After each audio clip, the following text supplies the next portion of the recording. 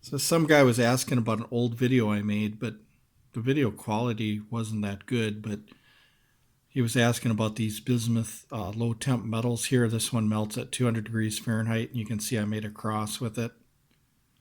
So I took a cross that I had and I just made it a little bit thicker.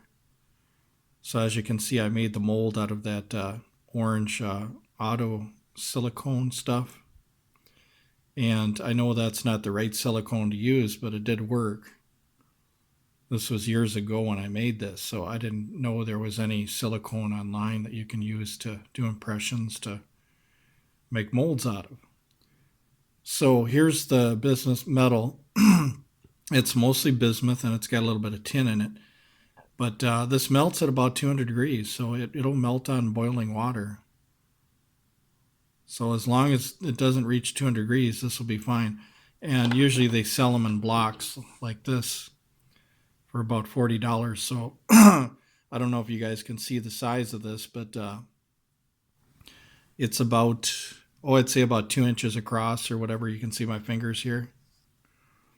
So it's definitely not cheap, but for $40, I mean, you can make things and you can melt stuff and then remelt it again. This stuff that I got originally, it was from a model train place where you have model train collectors and stuff, and they had a little thing like this hanging up on the shelf, and I asked them what it was, and they said it was low temp metal bismuth. But there's also a company online on the internet. If you type in low temp metals, you'll find that there's indium, gallium, and all different types of metals you can play with for casting and stuff. And the great thing about casting is the very, very low temperature, so it's safe. You're not going to burn down your house or anything, or you won't have that awful smell that you have when you melt zinc and stuff and lead and things that I do around here sometimes.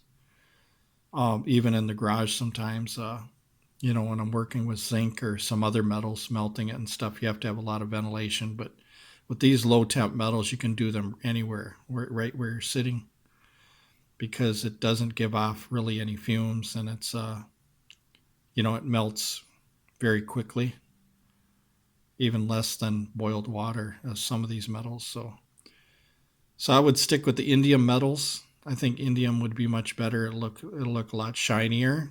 And indium, I think they got some metals that were melting at 150. This melts at 200.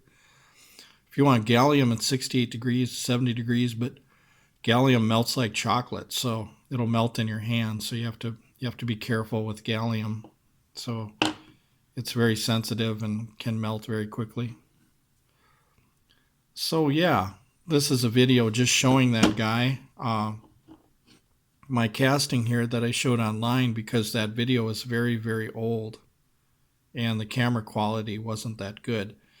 But as you can see here, the camera quality is much better, and you can see the image there.